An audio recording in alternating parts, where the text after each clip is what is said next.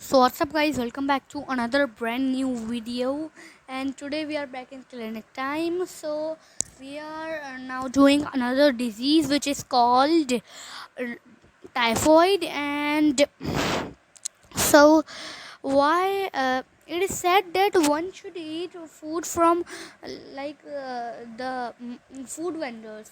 So don't you think their food is more tasty and yummy? Assalamu alaikum, welcome back in the clinic time. Today topic is very common topic, बहुत ही important topic है आज का, that is typhoid fever. बाहर का खाना मज़ेदार तो होता है, लेकिन वो उस वजह से होता है कि उसमें बैक्टीरिया और वायरसेस शामिल होते हैं। और ये जो टाइफाइड का जो कॉजेटिव ऑर्गेनिज़म है वो भी that is salmonella typhi, that is bacteria है, और जिसका जो है रूट ऑफ ट्रांसमिशन है वो थ्रू फिको ओरल रूट है। मतलब ओरल जो है वो रूट के ज़रिए या तो जाएगा, या थ्रू जो है वो कॉन्टामिनेटेड वाटर हो गया या कॉन्टामिनेटेड फिशेज़ हो गई, उसके ज़रिए पानी में या फूड में जो है उसके थ्रू बैक्टीरिया हमारी बॉडी में इंटर होता है। ठीक है, तो अब जो है इसकी हिस्ट्री में आपको बताऊं तो हिस्ट्री जो है, ये बात टाइफाइड फीवर की हिस्ट्री ये है कि first patient that was affected by the typhoid fever, she was a lady and she was a cook. वो खाना बनाती थी, और she was a her name was मेरी मेलन, और वो एक रेस्टोरेंट की जो है वो कुक थी, लोगों के लिए खाना बनाती थी। उनको जब ये डिज़ीज़ हुई है साल्मोनेला टाइफी से, जब वो इन्फेक्टेड हुई हैं, तो जो है उनमें सिम्टम्स, साइन एंड सिम्टम्स आए, हाई ग्रेड फीवर जिस तरह इसमें होता है, हेडेक होता है, और जो है वो रोज़ स्पॉट्स होते हैं बॉडी पे। इसके अलावा जो है वो एब्डोमिनल पेन हो सकता है, डायरिया, वॉमिटिंग, कॉन्स्टिपेशन, ये सारे इसके साइन एंड सिम्टम्स होते हैं। तो उनमें जब ये डिज़ीज़ जो है वो हुई तो उनको लोगों ने कहा कि आप अपने टेस्ट करवाएं, और उस वक्त के जो डॉक्टर्स थे वो समझ गए थे कि कोई बैक्टीरिया है जो इन्फेक्ट कर रहा है, और ये जो है वो बाकी लोगों को भी इन्फेक्ट कर सकता है, because she was a cook.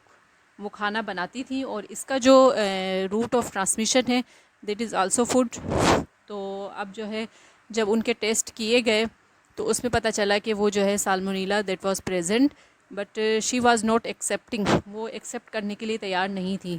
उनका ख़्याल ये था कि नहीं, मैं किसी चीज़ से इन्फेक्टेड नहीं हूँ। तो उसके बाद जो है वो उनको रिकमेंड किया गया कि वो जो है वो ट्रीटमेंट लें। उस वक्त इतनी एंटीबायोटिक्स नहीं होती थी, इतनी ट्रीटमेंट कोई अच्छी नहीं होती थी।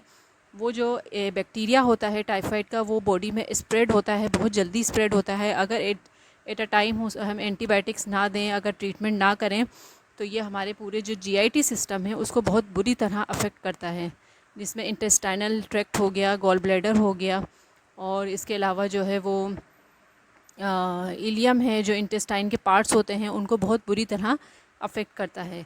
ठीक है, तो अब मैरी मेलन जब बीमार पड़ी हैं तो उस वक्त एंटीबायोटिक तो थी नहीं।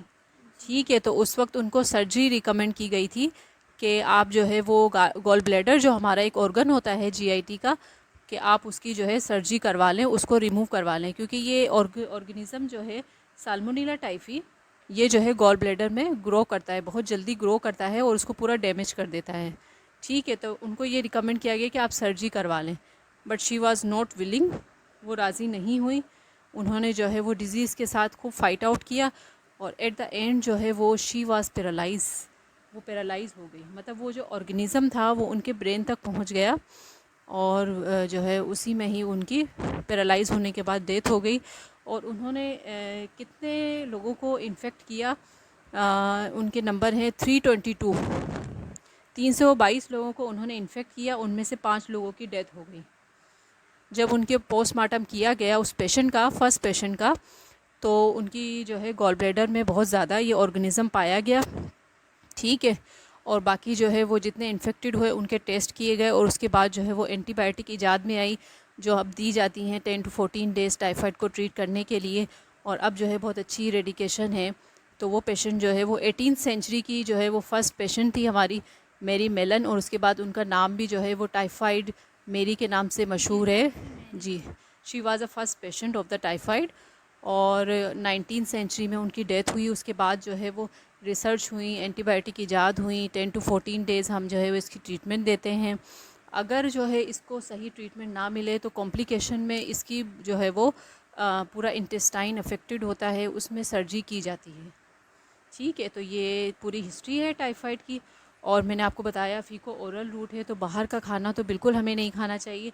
हमारा जो पानी जो है वो जो है उसकी जो सप्लाई है वो हमें ज़रूर जो है वो चेक एंड बैलेंस उसका होना चाहिए कि किस तरह का पानी आ रहा है।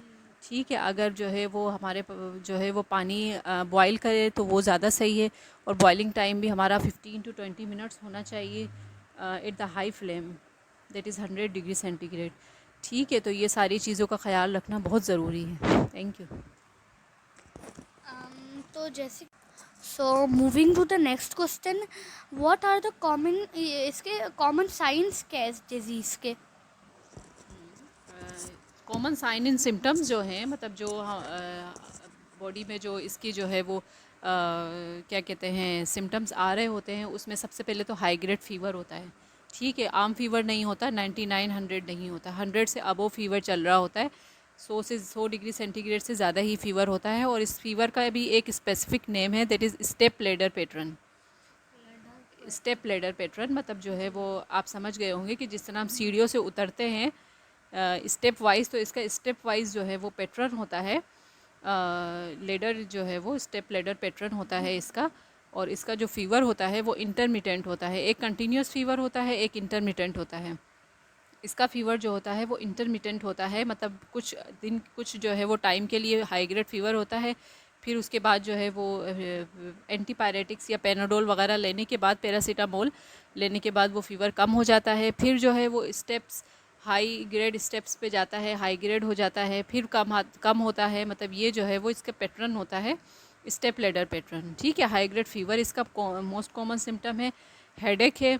ठीक है, एब्डोमिनल पेन होता है, क्योंकि ये इंटेस्टाइन जीआईटी सिस्टम को बहुत अफेक्ट करता है। हमारे जो जीआईटी, इंटेस्टाइन, स्टमक और ये सारा गॉल ब्लैडर, ये जो हाजमे का जो पूरा हमारा निज़ाम होता है, इसको बहुत बुरी तरह अफेक्ट करता है। तो हम इस जीआईटी सिम्टम्स भी आ रहे होते हैं, जिसमें एब्डोमिनल पेन है, डायरिया है, कॉन्स्टिपेशन है। ठीक है, ये सारी चीज़ें हो रही होती है, वोमिटिंग्स होती हैं पेशेंट को। एनोरेक्सिया होता है, एनोरेक्सिया मतलब लॉस ऑफ एपिटाइट, खाना पीना जो है भूख नहीं लग रही होती, मरीज़ का खाना पीना बिल्कुल कम हो जाता है। ठीक है, और बाकी इसके अलावा यस, और इसमें जो है वो साइंस जो होते हैं जो हम देखने में आ रहे होते हैं, उसमें बॉडी में जो है एब्डोमिन में रोज़ स्पॉट्स, फूल के रोज़ फूल की तरह जो स्पॉट्स होते हैं वो आना शुरू हो जाता है रेड कलर में। एब्डोमिन पे, बेली पे जो है वो रेशेज़ हमें मिलते हैं, जिससे हमें ये पता चलता है कि हम सस्पेक्ट करते हैं कि ये टाइफाइड फ़ीवर हो सकता है। ठीक है, उसके बाद हम जो है वो टेस्ट की तरफ जाते हैं। ये सारे सिम्टम्स हैं। इसके बाद हम जो है इन्वेस्टिगेशन करवाते हैं, उसमें पता चलता है कि ये आया कि ये टाइफाइड फ़ीवर है कि नहीं है। ठीक है, ये सारे साइन सिम्टम्स होते हैं। सो ये टाइफाइड फीवर दूसरे फीवर से मतलब कि डिफरेंट कैसे है? टाइफाइड फ़ीवर दूसरे फ़ीवर से बिल्कुल डिफरेंट है, और जो है थोड़ा सा जो है वो कॉम्प्लिकेशन की तरफ भी जो है वो जा सकता है अगर इसको टाइम पे ट्रीट ना किया जाए। तो ये जो है वो जो हमारा पूरा जो आंतें होती हैं हमारे पेट के अंदर, उनको जो है ये बहुत अफेक्ट करता है, उनको जो है परफोरेट कर देता है। मतलब उनमें परफोरेट में आपको किस तरह बताऊं कि उसमें जो है वो ये उसमें सुराख कर देता है, और उसके बाद तो सर्जरी ही कर सकते हैं उसकी। तो ये इस तरह से डिफरेंट है, इस तरह से जो है वो ये और लॉन्ग टर्म चलता है ये फ़ीवर।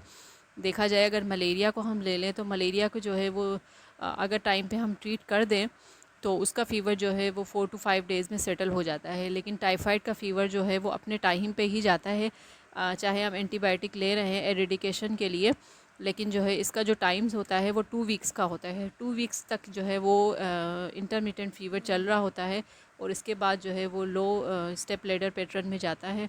फिर इसके बाद जो है वो पेशेंट रिकवरी की तरफ जाता है। इसमें वीकनेस बहुत ज़्यादा हो जाती है पेशेंट को। पेशेंट का खाना पीना चूँकि नहीं होता है, तो इस वजह से पेशेंट वीक बहुत हो जाता है। ठीक है, और इसके अलावा जो है वो जीआईटी सिस्टम बहुत बुरी तरह अफेक्टेड होता है। तो इसमें जो है वो बिल्कुल जो नरम ग़िज़ा होती है, सॉफ्ट डाइट जो है वो रिकमेंड की जाती है कि सॉफ्ट डाइट ली जाए।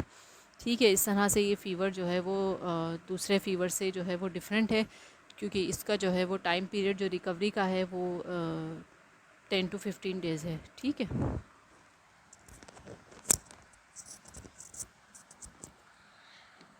एक लैब टेस्ट क्या is it very important to have some एक is it very important to have some lab test for the diagnose of for typhoid?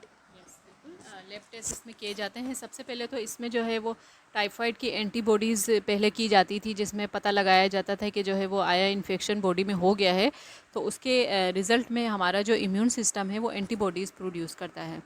ठीक है, तो वो टाइफाइड जो जो एस टाइ वो टाइफी एंटीबॉडीज़ की जाती हैं। तो अब जो है वो इसके बाद विडाल टेस्ट होने लगा। विडाल टेस्ट भी इतना कोई जो है वो स्पेसिफिक नहीं है और इतना जो है वो रिलायबल नहीं रहा। अब जो है सबसे रिलायबल टेस्ट है वो टाइफाइड के लिए, that is blood culture. Blood culture जो है वो किया जाता है, उसमें पता चलता है कि आया कि साल्मोनेला के जो है वो बैक्टीरिया जो साल्मोनेला टाइफी है उसके भी जरासीम मौजूद है या नहीं है। ठीक है, हम एंटीबायोटिक स्टार्ट कर देते हैं पेशेंट्स की according to the sign and symptoms of the patient. बस फिर हम जो है वो साथ में ही पहले ब्लड कल्चर का सैंपल ले लेते हैं, एंटीबायोटिक स्टार्ट की जाती हैं, और जब ब्लड कल्चर की रिपोर्ट आती है 7 to 10 डेज़ में, तो फिर जो है वो उसमें पता चलता है कि जो है वो आया कि साल्मोनेला प्रेजेंट है या नहीं है। ठीक है, और उसमें पता चल जाता है हमें कि कौन कौन सी एंटीबायोटिक सेंसिटिव हैं। तो ब्लड कल्चर सबसे जो है वो इसका रिलायबल और स्पेसिफिक टेस्ट है फॉर द टाइफाइड फीवर। ठीक है, और इसको हम एंटेरिक फीवर भी कहते हैं। तो क्या कोई भी वैक्सीन अवेलेबल है टाइफाइड के लिए? यस, वैक्सीन इसकी अवेलेबल है। पहले जो है वैक्सीन इसकी की जाती थी कैप्सूल फॉर्म में, जो है वो इसकी जो है वो एंटीबॉडीज़ दी जाती थी ताकि हमारा जो इम्यून सिस्टम है वो अच्छी तरह काम करे, फाइट आउट करे अगेंस्ट द साल्मोनेला बैक्टीरिया। उसके बाद जो है वो अब जो है हमारे पास जो वैक्सीन अवेलेबल है वो है TCV, typhoid conjugated vaccine. TCV के जो है वो इंजेक्शन लगते हैं, फ्रॉम 6 मंथ्स ऑनवर्ड जो है वो लगाए जाते हैं। और ये जो है वैक्सीन बहुत ही एफिकेसी इसकी बहुत अच्छी है। 80 to 90% इसकी एफिकेसी है अगर हम लगवा लें, और ये इसकी इम्यूनिटी जो रहती है वो फॉर द 5 years जो है वो पेशेंट इम्यून हो जाता है अगेंस्ट द टाइफाइड फीवर। ठीक है, तो ये अभी जो आपने सुना होगा कि कैंपेन हुई थी TCV की, टाइफाइड कॉन्जुगेटेड वैक्सीन की कैंपेन हुई थी बिफोर 2 years। उसके बाद कोविड आ गया, तो उसकी वजह से जो है वो दोबारा से कैंपेन नहीं हो सकी। तो इसकी जो कैंपेन हुई थी 2 साल पहले, तो उसमें सारे बच्चों को वैक्सीनेट किया गया था। आपको याद होगा कि आपको भी स्कूल में लगी थी, काफ़ी बच्चों को जो है स्कूल में लगी थी। अब वो 6 मंथ्स जितने बच्चे थे, और बाकी जो है वो एडल्ट्स को भी लगी है। तो बहुत ही कारआमद है, एफिकेसी उसकी बहुत ज़्यादा अच्छी है, और फॉर द 5 years जो है वो पेशेंट इम्यून हो जाता है। ठीक है, तो इसकी वैक्सीन बिल्कुल है। और पहले भी वैक्सीन थी इसकी जो at the 2 years of age जो है वो बच्चों को लगाई जाती थी, लेकिन TCV ऐसी है कि हर कोई लगा सकता है, चाइल्ड हो या फिर जो है वो एडल्ट हो, सब लगा सकते हैं। और इसकी इसकी वैक्सीन लिमिटेड है फिर अनलिमिटेड है, मतलब कि ये दो, मतलब कि कब तक इम्यून रख सकते हैं? हाँ, इसकी वैक्सीन वही मैं आपको बता रही हूँ कि इसकी वैक्सीन जो है हमें 5 साल तक इम्यून रख सकती है। फॉर द 5 years जो है वो हम प्रोटेक्टेड हो जाएंगे अगेंस्ट द टाइफाइड फीवर। हमें जो है वो ये बैक्टीरिया इन्फेक्ट नहीं कर सकेगा। तो फिर क्या हम लोग को हर 5 साल टाइफाइड की जो बिल्कुल लगवा सकते हैं, हमें लगवानी चाहिए। For the 5 years we will be protected from the salmonella bacteria. बिल्कुल लगवानी चाहिए, क्योंकि हमारा जो हाइजेनिक सिस्टम है वो बहुत बुरा है। अगर बाहर से हम खाना ले रहे हैं, किसी मजबूरी के तहत ले रहे हैं या फिर शौकिया ले रहे हैं, तो हाइजेनिक सिस्टम हमें मालूम है कि किस तरह का है। तो इसमें हमें जो है वैक्सीन ज़रूर लगवानी चाहिए ताकि हम जो है वो प्रोटेक्टेड हो जाएं। ठीक है, बच्चों को, बड़ों को, सबके लिए है वैक्सीन, TCV वैक्सीन है। So thank you for all the informative answers and मैं तो आप लोग भी सब्सक्राइब कीजिए वो रेड वाले सब्सक्राइब बटन को, जो सब्सक्राइब बटन कब से गुस्सा हुआ है कि आपने उसको अभी तक हिट नहीं किया है, तो आप प्लीज़ इसको ग्रे कर दीजिए और लाइक कीजिए, हमारी वीडियो को शेयर कीजिए, कमेंट कीजिए फॉर एनी क्वायरी। और और we'll come back inshallah with another disease, और हम लोग दोबारा शुरू करेंगे। So I will see you in the next video, till the next video, bye bye.